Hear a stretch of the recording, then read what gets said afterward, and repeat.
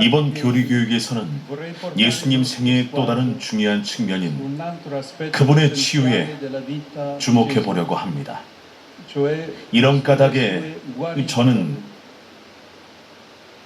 여러분의 가장 아프고 취약한 부분, 여러분의 삶에서 꼼짝달싹할 수 없고 벽에 가로막힌 듯 느끼는 부분을 그리스도의 성심 앞에 봉헌하기를 권합니다.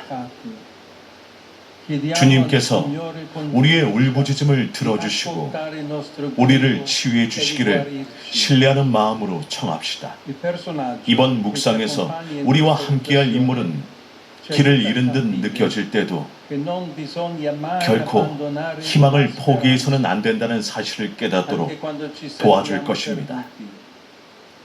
그는 바로 예수님께서 예리코에서 만나신 눈먼 거지 바르티메오입니다. 이 장소부터 의미심장합니다. 예수님께서는 예루살렘으로 가시는 길이지만 해수면보다 낮은 곳에 있는 도시, 이를테면 저승과도 같은 예리코에서 당신의 여정을 시작하십니다. 실제로 예수님께서는 당신의 죽음을 통해 아담을 데리러 가셨습니다. 나라까지 떨어진 아담은 우리 한 사람 한 사람을 상징합니다. 바르티메오라는 이름은 티메오의 아들이라는 뜻입니다. 그는 이렇게 관계를 통해 정의되지만 비극적이게도 홀로 있습니다. 그러나 이 이름은 영광의 아들, 존경받는 아들이라는 뜻도 있습니다. 그가 처한 상황과는 정반대이지요. 유다 문화에서는 이름이 무척이나 중요했는데 바르티메오는 이름에 걸맞게 살고 있지 못함을 알 수 있습니다. 예수님 뒤를 따르는 거대한 무리와는 달리 바르티메오는 가만히 있습니다. 복음사가가 전하듯이 바르티메오는 길가에 앉아있기에 누군가 그를 일으켜 세우고 길을 다시 갈 수 있게 도와주어야 합니다. 출구가 없이 꽉 막힌 듯한 상황에서 우리는 무엇을 할 수 있을까요?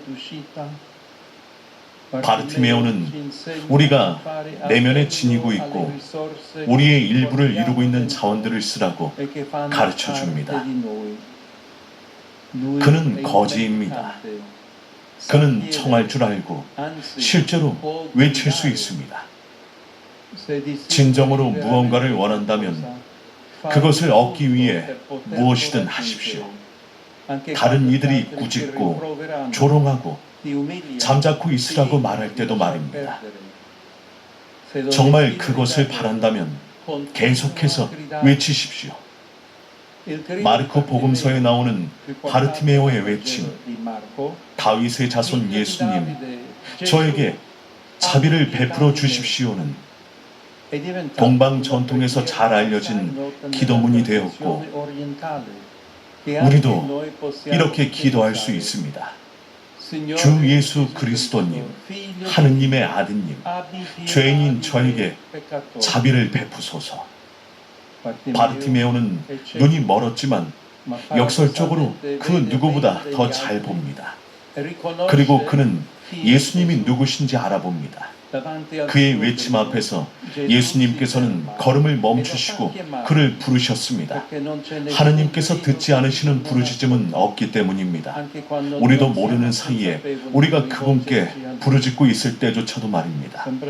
눈먼 사람 앞에서 예수님께서 곧장 그에게 다가가시지 않는 점이 이상해 보일 수 있습니다. 그러나 생각해보면 그것이 바로 바르티메오의 삶을 되살리는 길입니다. 예수님께서는 그에게 다시 일어나도록 부추기시고 걸을 수 있는 그의 능력을 신뢰하십니다. 그는 자기 말로 다시 일어설 수 있고 죽음의 상황에서 다시 일어날 수 있습니다.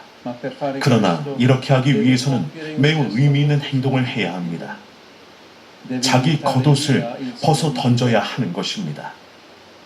거지에게 겉옷은 전부입니다. 겉옷은 그의 안전이고 집이며 보호막입니다. 심지어 율법도 거지의 겉옷을 보호해 주었는데 누군가의 겉옷을 담보로 잡았더라도 해가 지기 전에는 돌려주도록 규정한 것입니다. 그러나 많은 경우 우리의 안전장치처럼 보이는 것들이 우리의 길을 가로막습니다. 우리가 자신을 보호하기 위해 두르고 있는 것들이 오히려 발목을 붙잡아 우리를 걷지 못하게 합니다.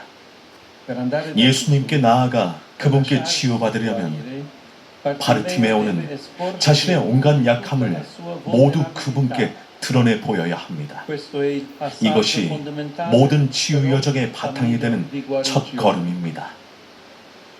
예수님께서 그에게 던지시는 물음도 이상하게 들립니다. 내가 너에게 무엇을 해주기를 바라느냐? 그러나 실제로 우리가 병에서 낫기를 바라는 것이 당연한 일이 아닐 수도 있습니다. 때로는 책임을 맡지 않기 위해 지금의 상태에 머물기를 택하기도 합니다. 바르티메오의 대답은 깊이가 있습니다. 그는 아나블레페인이라는 동사를 쓰는데 이 말은 다시 보다라는 뜻이지만 위를 바라보다라고 번역할 수도 있습니다. 실제로 바르티메오는 단순히 다시 보기만을 원하지 않습니다.